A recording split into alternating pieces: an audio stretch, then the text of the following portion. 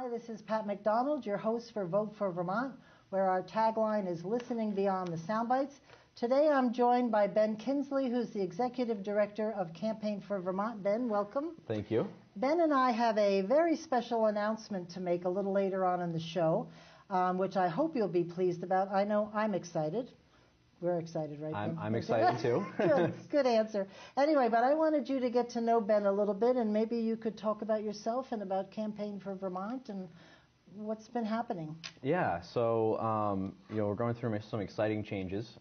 Campaign for Vermont was founded in 2011 as a nonpartisan advocacy group. It was Tom Pelham, Bruce Listman, and Mary Alice McKenzie kind of got it off the ground and got it going. Since then we've had some changes in leadership. We had a board that was elected in 2014, in the spring of 2014, so they've kind of been leading the ship since then. And really what we're working towards is prosperity for all Vermonters. And there's a variety of ways that we look at that, social responsibility, economic sustainability, as well as, meeting our environmental obligations. There's a bunch of things that go into that kind of create, what a prosperous society looks like. Great. And just to clarify, Bruce is no longer involved pretty much at all, right? That's correct, yeah. He's sort of backed away? Yeah, he's backed away. I mean, the founding officers kind of gave up a lot of control when the board was put in place in the spring of 2014. And then Bruce quit the board when he announced that he was going to make a run. Right. So he has not been involved since then. And actually, we just had our last founding officer retire this fall. Tom Pelham resigned the board this fall. So who's the chairman of your board now? Louise McCarran is the board chair. She does a great job. She's wonderful. She's lots of energy, and so we've got some great board members really trying to get engaged and put forward a new vision for Vermont, which we actually put out on Friday, talking about kind of what our goals are as an organization going forward and what we're trying to accomplish. Yes, I'd like you to talk about that in a few minutes because that was a great document. It was great. Just for full disclosure, when Campaign for Vermont was first started, I was hired to put panels together around the state of people I knew from business, from different areas, so that Bruce could facilitate the discussions about what their views are of Vermont, where we could improve things, and that was a lot of fun. I think I did that for about a year. Yeah. And that was really good. It's a really cool kind of process that Campaign for Vermont has gone through, and starting out as kind of a policy think tank, a place where people can come and share ideas, and it was really started out as a statewide tour with a bunch of stops, just talking to people about what would you like to see different in our state. And it's evolved from that into what are the actual policies we need to implement, and then moving on even past that to getting on the ground and advocating for those types of policy changes. Well, you all really started the discussion on ethics. I mean, I really credit Campaign for Vermont for starting that, and now the legislature has picked up on that discussion, and maybe you could expand on that a little bit. Yeah, and ethics is one that's kind of near and dear to my heart because I started working with Campaign for Vermont back in 2013, primarily on ethics, and that was kind of my first project to get my feet wet, and worked on that, and it's really changed the discussion. I mean, at the outset of it, everyone was like, why do we need this? Why is it relevant to Vermont? The reality is we're one of 3 states in the country that doesn't have some sort of ethics legislation.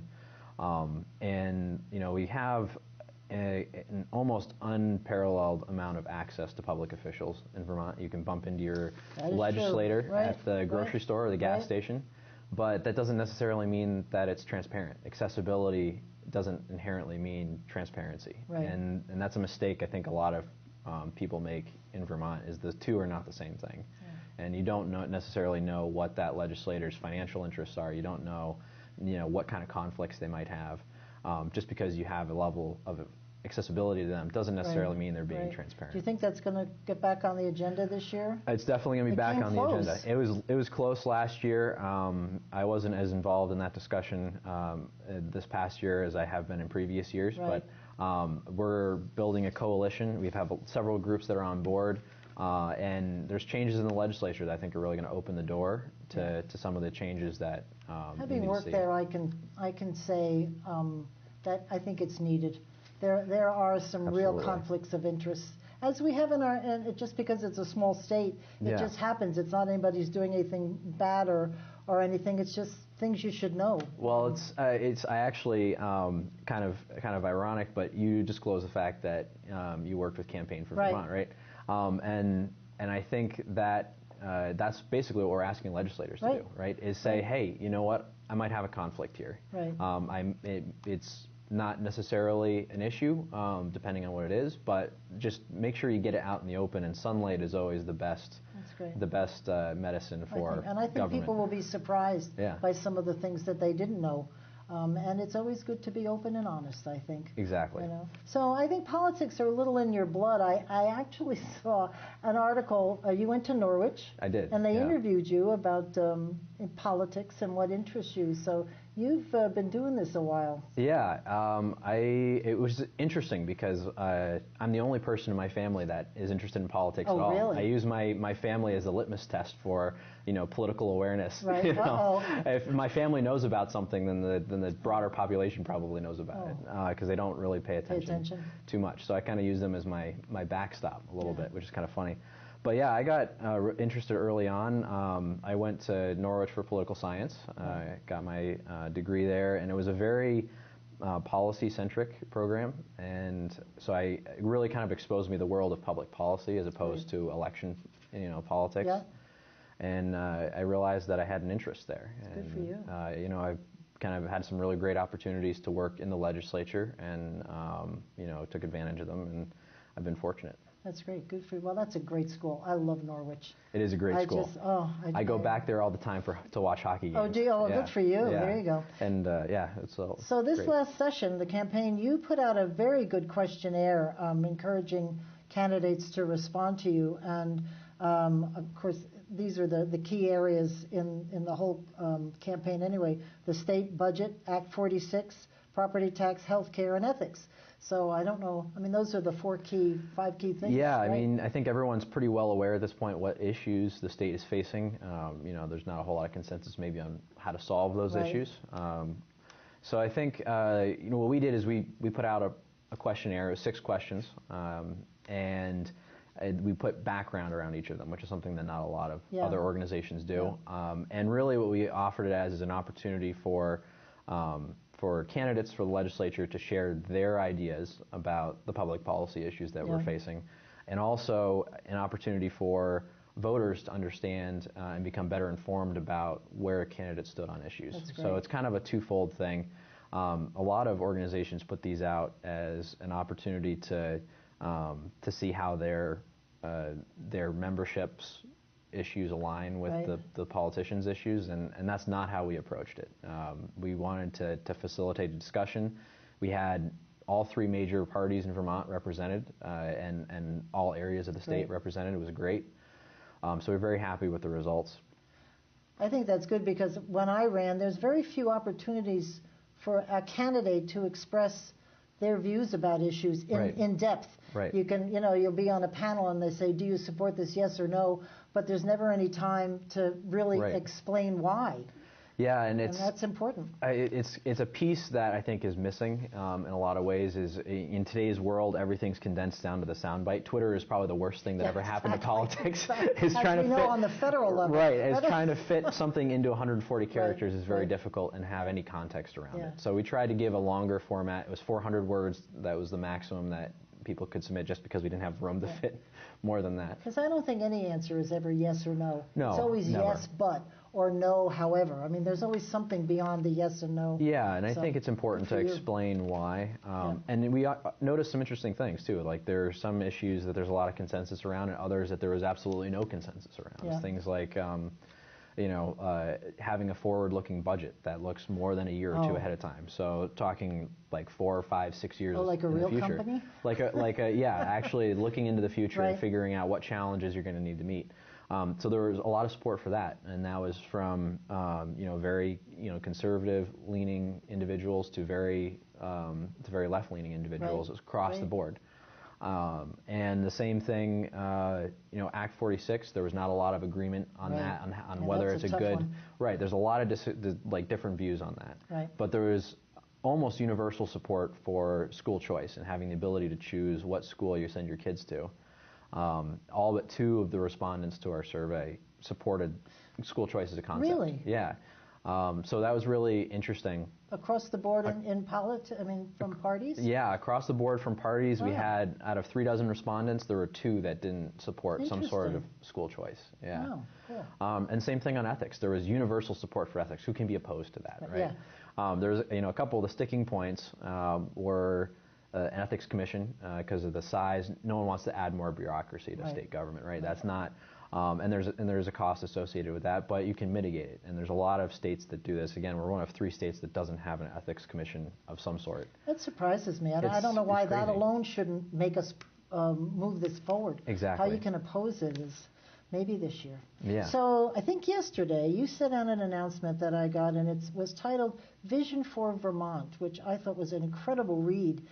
Could you talk a little bit about that document and what you're hoping to achieve? Yeah, so we're really excited about it. This has been, I came on board as executive director at the beginning of October, and I've really dived into, there's a lot of feeling with the board of directors and other people that we needed to move the organization forward, and that we had to come up with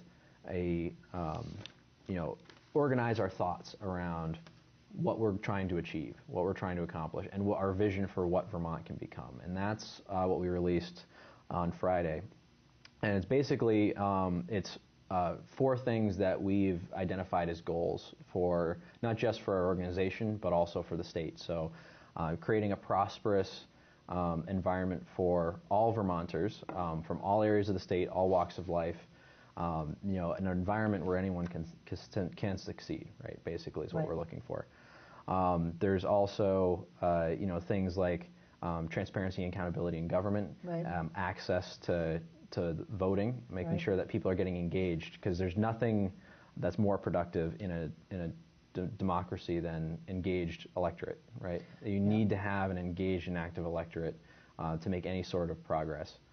And so there's a number of things that we laid out as goals, and we backed them up. So it wasn't just, one sentence and then and keep it vague, right? There's a whole 2 or 3 paragraphs on each point that we make, each goal that we set. For the issue. It sets the framework. For example, we look at the median household income in Vermont is about 2% above the national average, which is good. We're glad that we're above the national average, and we're doing okay in that metric. But then you look at cost of living, and we're 12% above the national average. And there's, Vermont's a northern state. We don't have a seaport. Right. There's some inherent, it's going to be a more expensive state to live in. Right. But to have such a large gap between where our median household income is and where our cost of living is compared to the nation as a whole, there's clearly some progress that we need to make to try to close that gap. Well, that's great. I wish you a lot of luck, which brings us to our announcement, I think. For those of you who have been watching the show, I started this show after I unsuccessfully ran for the Senate. But I did a 15-minute thing here at Orca, and they asked me afterwards to do a show.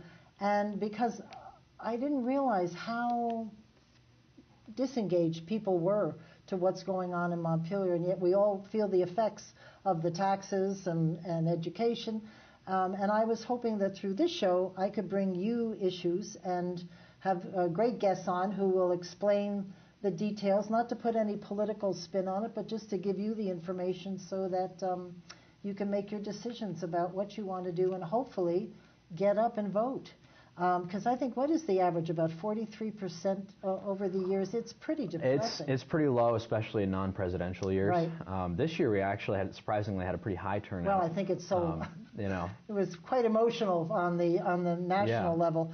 But so I reached out to Campaign Vermont because of my prior experience and because I've been watching what they were doing, and I was hoping to join with them to sort of broaden our horizons and broaden our audience. So maybe you could take it from there, because you said yes. So we're very excited, to work together to broaden, the reach of our message. Essentially, is what this is. We're going to work together on creating content, right, for the show, and we're in Montpelier. We're in the State House during the legislative session, so we'll be able to bring some information there, right, help to organize guests, help to create the questions that you ask candidates, right.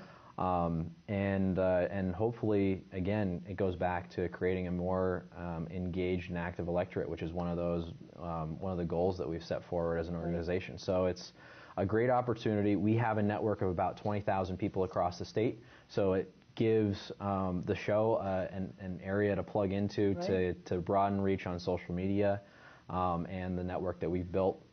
And it also gives us another tool to communicate with voters and with supporters. So. Well, I'm excited because I think we also were talking about writing articles for the weekly newspapers around the state.